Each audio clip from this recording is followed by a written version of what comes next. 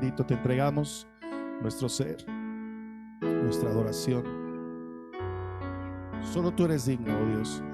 Gracias, Señor, por permitirnos acercarnos a ti, entregarte nuestro corazón, todo lo que en él hay, Señor. Lo bueno para que lo multipliques y lo purifiques y lo hagas más. Lo malo para que lo perdones, lo quites y nos ayudes a ser los hijos tuyos que debemos ser. Gracias, Dios bendito, porque tú eres Dios grande, santo, bueno, misericordioso, todopoderoso, majestuoso. Y todo lo que ahorita cantábamos, oh Señor, lo creemos en nuestro corazón, y por eso también te decimos: recibe nuestra adoración, recibe nuestro corazón. Bendito sea tu nombre, oh Dios. Y ahora, Padre, ministranos a través de tu palabra, tu mensaje llegue a nuestro corazón. Prepáralo como tierra fértil, Señor, para que tu semilla quede ahí y germine y dé fruto a 100 por uno. Gracias por los que se están conectando en este momento.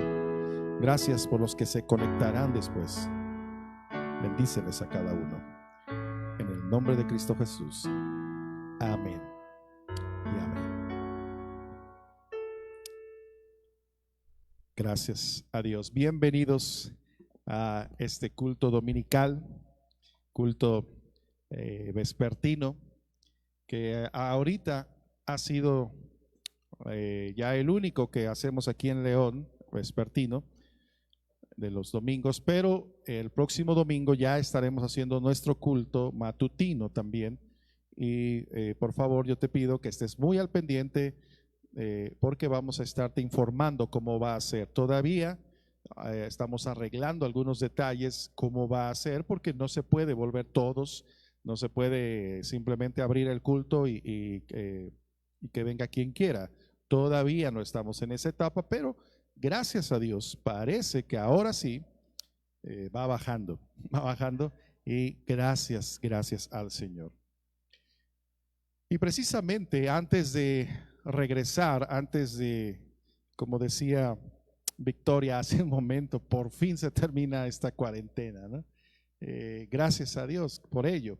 Pero antes de eso, creo que es necesario que recordemos qué es lo que significa ser iglesia, qué es lo que significa pertenecer al cuerpo de Cristo. Y creo que este tiempo ha sido para nosotros un tiempo en el cual hemos aprendido o recordado para muchos qué es la iglesia y cómo se puede hacer la iglesia. Porque para muchos la iglesia es el templo, el lugar, y si no vienen aquí, si no están aquí físicamente, sienten que no están perteneciendo a la iglesia o siendo parte de. Pero la iglesia es más que eso. La iglesia es donde están las personas, los hijos de Dios.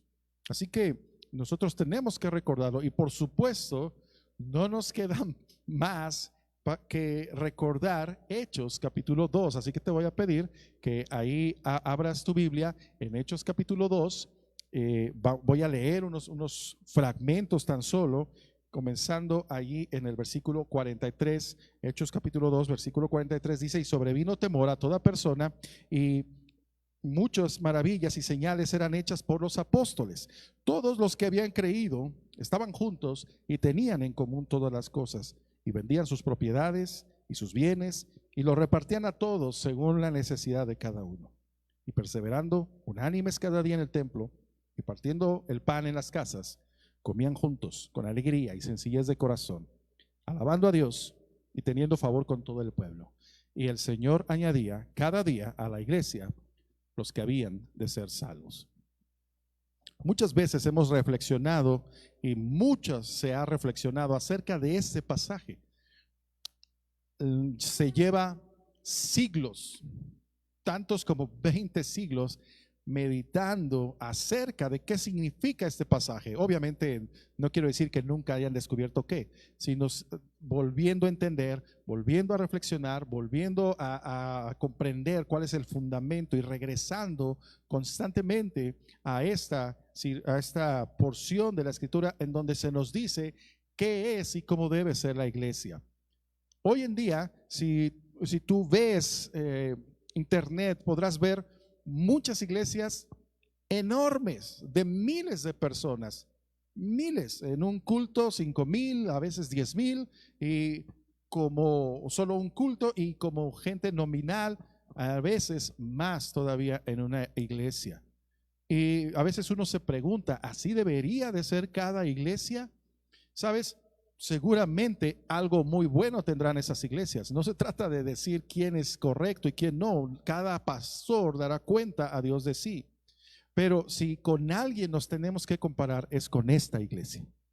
Con nadie más. Cada iglesia tiene un ministerio diferente, porque cada pastor tiene un ministerio diferente, porque cada hijo de Dios tiene un ministerio diferente.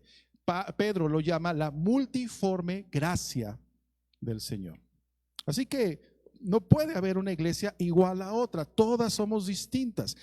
Las iglesias, aún en una misma ciudad, como en nuestra ciudad León, puede haber muchas iglesias y cada una tendrá sus peculiaridades, tendrá su destino, su forma de ministrar, su forma de hacer las cosas, y todas ellas seguramente podrán ser correctas. Pero si con alguien quisiéramos compararnos, será con esta iglesia, la iglesia que se llama primitiva.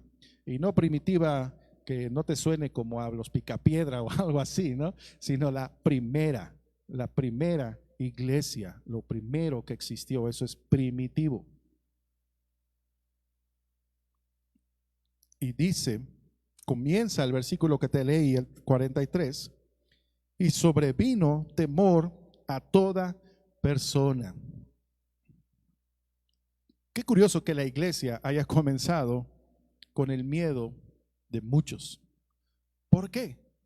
¿Por qué comenzó la iglesia con el miedo de muchos? Porque tú habrás de leer el capítulo 1, en donde se nos explica que Jesús, después de que fue resucitado, anduvo aquí en la tierra apareciéndose. Pablo nos diría después que a más de 500 en una sola ocasión, personas que vieron físicamente a Jesús. No vieron a Jesús en una visión, en un alucine. Físicamente vieron a Jesús. Y todas esas personas fueron testigos de que aquel hombre, Jesús de Nazaret, que había sido crucificado hacía un mes, luego 40 días y luego a estas alturas 49 días, había sido sepultado físicamente, realmente había sido sepultado y había resucitado. Todos ellos podían decirte, me consta, yo lo vi con mis propios ojos. Y esa gente comenzó a reunirse. Muchos eran los que seguían a Jesús. Es más, en ocasiones se habla de multitudes. A veces eran miles de personas. ¿Recuerdas cuando Jesucristo alimenta con 5 panes y 3 peces a 5,000 personas? Y ya te he explicado, como muchos otros lo han hecho, que en términos de la cultura judía, cuando se dicen 5,000 personas, se refieren a 5,000 varones de 21 años hacia arriba. Eran los únicos que contaban. Y de ahí échale más, niños, mujeres, un montón. Así que muchos, miles seguían a Jesús. Pero en este momento, ¿sabes? No eran tantos.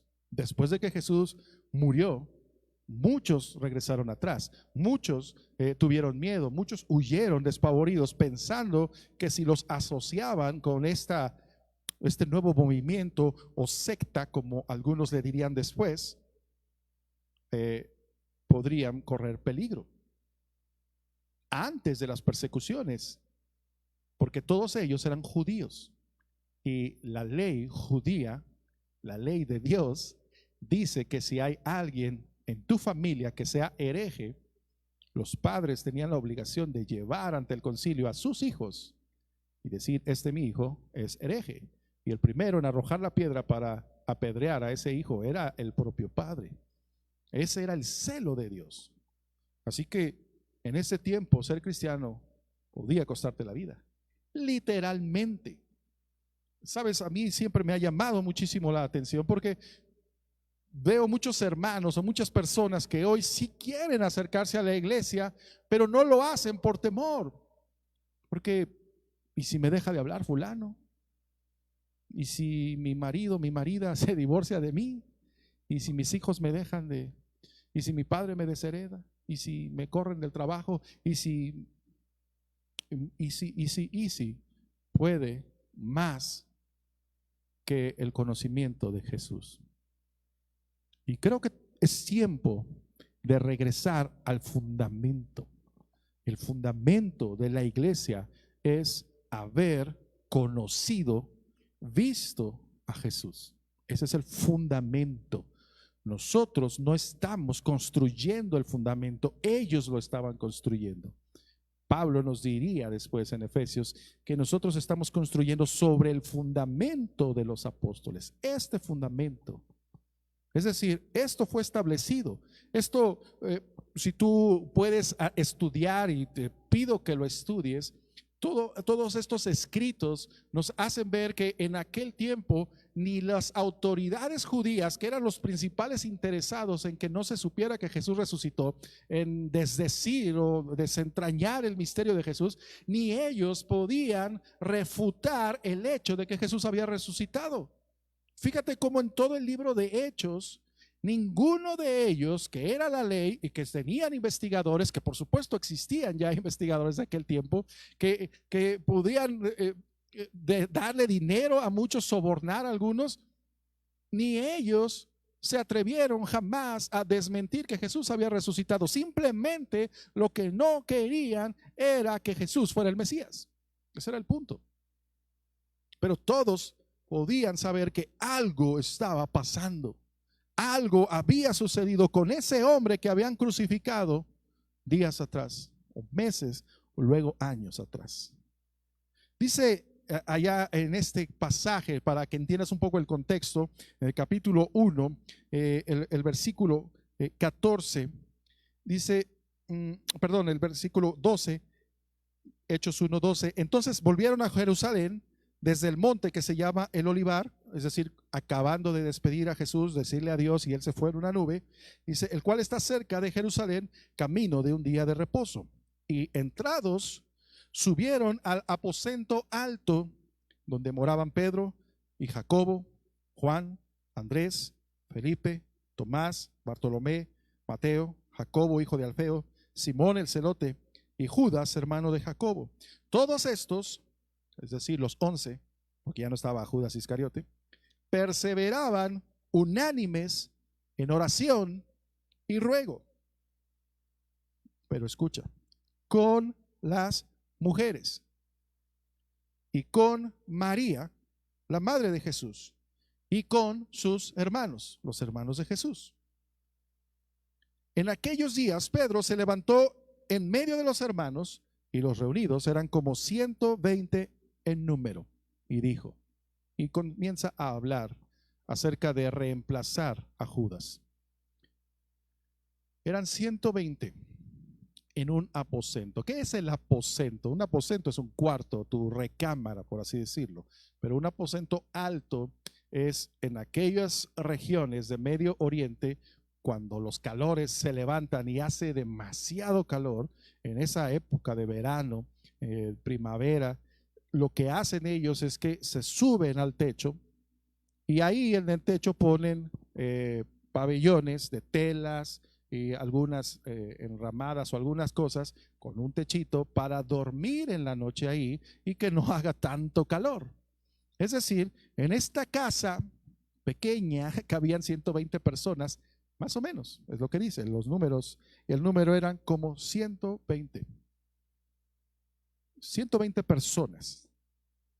Una Un hogar de paz de 120 personas eran en ese tiempo. ¿Por qué estaban todos ahí hechos bola? Los 11 con sus familias, es lo que nos dice aquí. Y cuando habla de las mujeres, tú puedes leer Juan capítulo 8 y sabrás a qué mujeres nos dice aquí que se refiere. Pero dice que ellos estaban allí, el versículo 14, todos estos perseveraban unánimes. ¿Sabes? Antes de que leamos el asunto de Pentecostés, si hablaron en lenguas, si hubo un terremoto, si hubo un torbellino, si hubo un viento pues recio, y si después de, antes de hablar de todas las señales y maravillas que los apóstoles hicieron, antes de hablar de que todos ellos repartieron sus bienes, las vendieron y le daban a cada uno según necesidad, antes de eso hubo un grupo unánime. Unánime quiere decir de una sola alma. Una sola alma, una ánima. Ahí viene la palabra unánime. La iglesia, por supuesto, está fundada en Cristo en unanimidad. Lo que Jesucristo nos dijo es: un mandamiento nuevo os doy, que os améis unos a otros, así como yo os he amado. Nos puso la vara muy alta. Casi todo el mundo se acuerda de lo que dice Moisés: ama a tu prójimo como a ti mismo. Pero Jesucristo nos dijo: a ustedes, los que ya entienden, los que conocen mi palabra, les voy a subir todavía. No lo ames como a ti mismo, ámalo como yo te amé a ti. ¿Cómo es eso? Sacrificándolo todo, dándolo todo. Así es como comienza la iglesia. La iglesia es un grupo de personas unidas en una misma alma. Y es hermoso, es maravilloso. ¿Sabes? Hay un grupo en nuestra iglesia, Berea. Hay un grupo que inició Berea 2005, allá en Morelia. Ese grupo estaba unánime, no porque quisiéramos formar una iglesia, pertenecíamos a otra en realidad. No queríamos fundar una iglesia, no queríamos dañar a la iglesia en la que estábamos. Y el pastor Eduardo de la Flor, que en aquel tiempo era nuestro pastor, que ya está en la presencia del Señor, él nos dijo: Dios les ha dado a ustedes un ministerio, una visión. Entonces yo creo que aquí no van a cambiar, porque no van y hacen una obra nueva. Él nos dio la bendición del Señor. No nos salimos peleados con nadie, no nos salimos en rebeldía con nadie, simplemente porque creímos, y el pastor mismo nos confirmó que estábamos teniendo algo que Dios estaba comenzando: unanimidad. Recuerdo esos días, y mis hijas también lo recuerdan, no sé si con agrado, creo que a lo mejor no, casi con toda seguridad no. Recuerdo esos días en los cuales, si no estábamos en el templo, estábamos en la casa de alguno de nosotros, mayormente en la casa de nuestro pastor Juan Ramón, estudiando los martes y los jueves, que si un grupo de matrimonios jóvenes, que si yendo a las misiones, que si yendo a evangelizar. Recuerdo que llegó un momento que en mi casa mis hermanos, mi hermano Marco sobre todo, me comenzaron a decir Paco Gastelum, ¿verdad? Porque ya no pasaba yo mucho tiempo con mi familia, con mis hermanos. Los domingos siempre íbamos, y los sábados y domingos siempre íbamos a casa de mi mamá. Pero llegó un momento en que ya no. ¿Por qué? Porque siempre andábamos haciendo algo. Y luego mi hermano Marco también andaba con nosotros. Y llegó un momento en el cual era tan sabroso, tan delicioso estar allí juntos, platicando, siempre bromeando, siempre felices y siempre edificándonos también. A veces de maneras que nosotros no lo imaginábamos, o que en ese momento no lo distinguíamos, pero que ahora vemos cómo fue ese proceso, cómo fue de bendición. En la mañana nuestro pastor Juan Ramón nos decía que Berea nació con el discipulado, y sí, ciertamente ese fue el proceso. El discipulado nos unió, el discipularnos y el discipular a otros además. Ese fue el proceso que nos estuvo uniendo. Y luego, cuando comenzó Berea, en un proceso que nosotros no queríamos, que nosotros no esperábamos, pero que fuimos empujados por el Señor, Y el día que comenzamos, el día que lo decidimos y a la siguiente semana, ya el siguiente domingo, ya estábamos ahí abriendo Berea y ya con playeras y todo se hizo en una semana. Fue una locura, no te lo puedes imaginar. En una semana conseguimos un lugar que alguien nos prestó, bueno, nos rentó y lo habíamos acondicionado, le habíamos puesto piso, le habíamos hecho un montón de cosas. En una semana imprimimos lonas y nos hicimos playeras. ¿Por qué? Porque teníamos una misma alma, algo que queríamos. Ese grupo permanece, los que han permanecido desde entonces, permanecemos en una misma alma. Y yo quiero que entiendas que ese es el fundamento de la iglesia. También es el fundamento de Berea. Y tú estás llamado a ser. Aquí en León la historia es un poco diferente, pero comienza también con una calamidad. Alguien no quería, alguien tuvo que huir, perdón, quiero decir, por cuestiones de seguridad. Alguien no sabía que quería ser el pastor o no, si no quería. Y entonces Dios decidió que mandarlos a nosotros a cuidar el pequeño grupo que estaba aquí. Así fue como comenzó. Y esas situaciones difíciles, esos momentos duros en los cuales teníamos que abrazarnos y orar unos por otros y llorar juntos, eso es lo que hace que haya una misma alma. ¿Sabes? A mí me da mucha curiosidad o a veces tristeza, que la mayoría de las iglesias cuando hablan de compañerismo, hablan de reuniones en donde hay galletitas, café, un ambiente agradable. Y mira, eso es pero eso es una parte muy pequeña realmente del compañerismo. El compañerismo se vive más allá. El compañerismo se vive cuando estábamos todos los poquitos que éramos 56 personas, contando niños, eh, eh, estábamos poniendo piso y nosotros ni sabíamos, pero alguien nos instruía, cuando menos cargando y chalaneando cosas y todos llenos de polvo. El compañerismo se lleva cuando unos meses después y compramos por primera vez un templo que acondicionamos. En realidad era una planta donde hacían garrafones de agua. Tuvimos que hacer un montón de cosas, tirar paredes, levantar ahí donde estaban los soportes de las máquinas. Ahí se vive el compañerismo. Y tú le puedes preguntar a cualquiera de aquella época y te aseguro que recuerda con cariño el uno al otro y esos tiempos. La iglesia permanece unida a pesar de las adversidades. Eso es estar unánimes. La iglesia comienza con eso. ¿Sabes?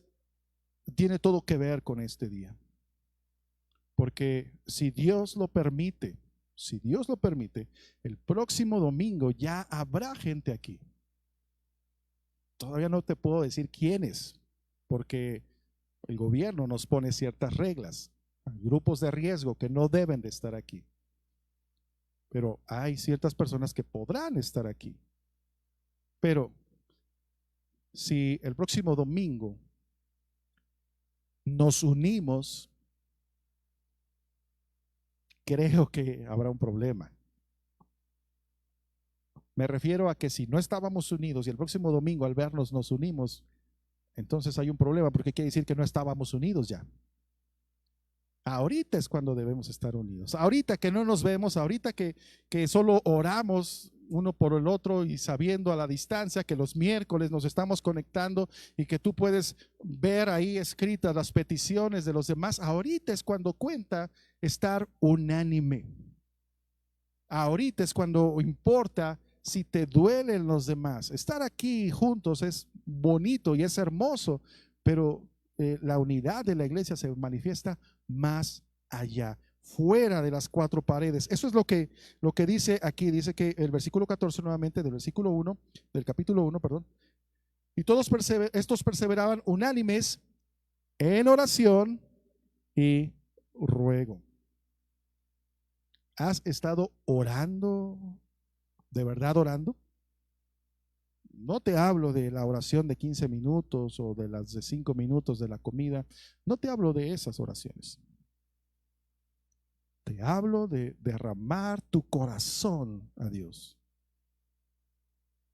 ¿Has estado orando por la iglesia? Eso es lo que detona que haya una unidad en la iglesia. Cuando hay una unidad en la iglesia, mira, te podría hablar de lo que dice ahí Pedro, pero dice después el versículo 42 del capítulo 2, ahora, me dice el versículo 42, y perseveraban en la doctrina de los apóstoles. Después de que ellos están 120 y viene este episodio maravilloso del día de Pentecostés, que quiere decir 50 días, eso significa Pentecostés, 50 días después de la Pascua, es decir, 50 días después de que Jesús había sido crucificado, 50 días después, en realidad para nosotros significa el día 49. En el día 49, ahí es cuando viene este evento maravilloso de Pentecostés, cuando se reparten lenguas como de fuego y comienzan a hablar en otros idiomas, y como 3,000 personas que oyeron el estruendo que había en esa casa, un fuerte viento, y ellos fueron y ahí de chismosos corrieron y vieron a aquellos 120 hablando las maravillas de Dios. Y ellos, esos 3,000, escucharon lo que Pedro les dijo y los demás apóstoles, y les dijeron: ustedes mataron al Mesías, pero se pueden arrepentir todavía. Incluso algunos de ellos ni siquiera eran judíos nacidos, eran personas de otras naciones que se habían judaizado, hecho judíos a través del ritual de la circuncisión.